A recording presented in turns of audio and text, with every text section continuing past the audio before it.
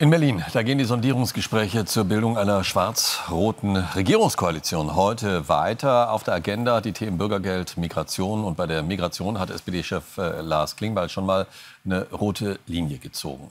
Ja, er sagte am Abend in der ARD, seine Partei werde keine faktischen Grenzschließungen mitmachen.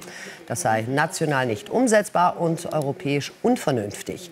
CDU-Chef Merz hatte ja angekündigt, am ersten Tag seiner Amtszeit als Bundeskanzler das Innenministerium anzuweisen, sämtliche Versuche der illegalen Einreise zurückzuweisen.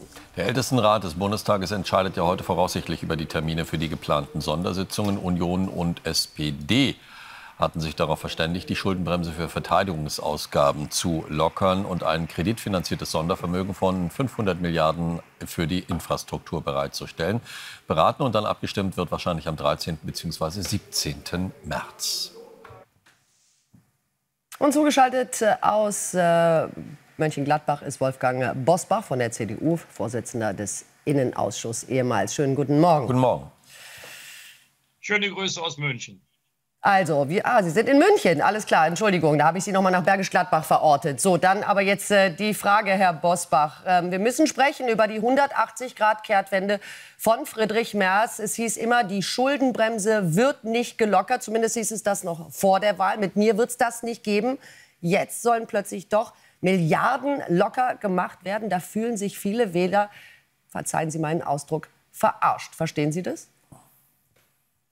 Na, ich suche auch noch die Stelle im Wahlprogramm, wo wir das zu unserer Politik erklärt haben. Das war auch für mich, auch für viele andere eine Überraschung. Es mag gute Argumente dafür geben, aber bis jetzt wurde noch nicht plausibel begründet, warum wir diese Kehrtwende hingelegt haben. Bitte aber darum zu differenzieren. Bei den Verteidigungsausgaben kann ich es sehr gut verstehen. Das gilt sowohl für die Kehrtwende, die die USA hingelegt haben bei der Unterstützung der Ukraine, als auch für den Umstand, für den traurigen Umstand, dass wir uns wohl auf die USA als Bündnispartner in der NATO nicht mehr so verlassen können wie in den letzten Jahrzehnten. Also dafür gibt es gute Argumente. Im Übrigen, Geld alleine hilft nicht.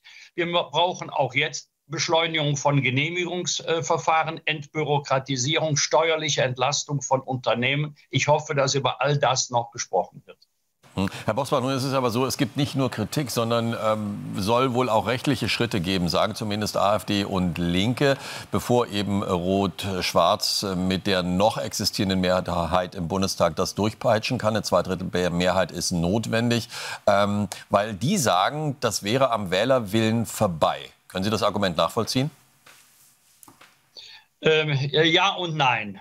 Auf der einen Seite ist das ja nicht das erste Mal, dass der noch im Amt befindliche Bundestag weitreichende Entscheidungen trifft. Das hatten wir schon zweimal, zuletzt 1998 beim Bundeswehreinsatz in Kosovo.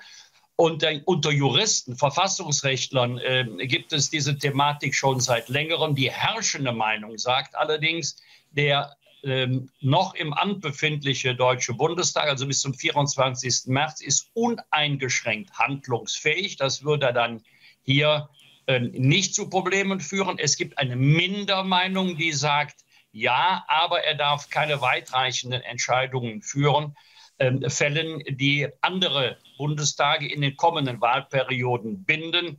Ich selber weiß als Jurist, am Ende wird es das Bundesverfassungsgericht entscheiden. Aber die herrschende Meinung ist bislang ganz eindeutig auf Seiten derjenigen, die jetzt verhandeln.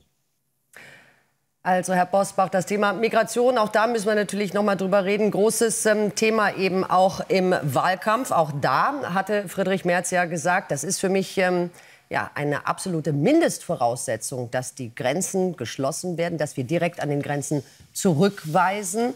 Jetzt hat Lars Klingbeil gesagt, nee, das ist mit mir überhaupt nicht verhandelbar. Also auch da setzt die SPD wieder rote Linien. Und das, obwohl sie eigentlich nach meinem Verständnis in diesen Verhandlungen mit ihren mickrigen 16%, die sie bei der Bundestagswahl gemacht haben, eigentlich gar nicht mal so selbstbewusst auftreten dürften. Tun sie aber. Glauben Sie, dass Friedrich Merz jetzt an dieser Stelle dann mal seinen Punkt machen wird? Das wird auch so bleiben. Die SPD ist in einer relativ komfortablen Lage. Denn sie ist der einzige Koalitionspartner, der der Union zur Verfügung steht. Da nützt doch nicht zu sagen, wir haben 28, ihr habt nur 16%, Ober sticht unter. Ich kann auch nicht ausschließen, dass die SPD auf Neuwahlen spekuliert. Dass sie sagt, schlechter als wir jetzt dastehen, können wir gar nicht dastehen. Dann treten wir zum Beispiel populär mit Herrn Pistorius an. Dann kann es eigentlich mit der SPD nur wieder nach oben gehen. Und die 500 Milliarden haben wir obendrein noch im Sack. Das kann ich gar nicht ausschließen. Und das Problem beim Thema Zurückweisungen an der Grenze, also hartes, konsequentes Vorgehen gegen illegale Migration, nur darum geht es ja. Da gibt es keinen Kompromiss. Das ist das Problem der Union, da haben wir uns festgelegt. Sehen Sie mal, die Politiker lieben in Koalitionsverhandlungen Kompromisse.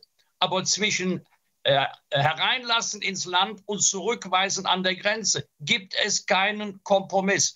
Und wenn die Union jetzt hier auch nachgibt, wenn es zu irgendeinem Formelkompromiss kommt, beliebt sind dann immer die Hinweise auf Europa, dann besteht die Gefahr, dass wir so eine Art Ampel 2.0 diesmal unter Beteiligung der Union bekommen. Und, das darf man auch nicht vergessen, das wäre ein ganz schlechtes Geschäft, wenn wir uns darauf einigen könnten, die Union stellt den Kanzler, aber die Politik wird von der SPD gemacht.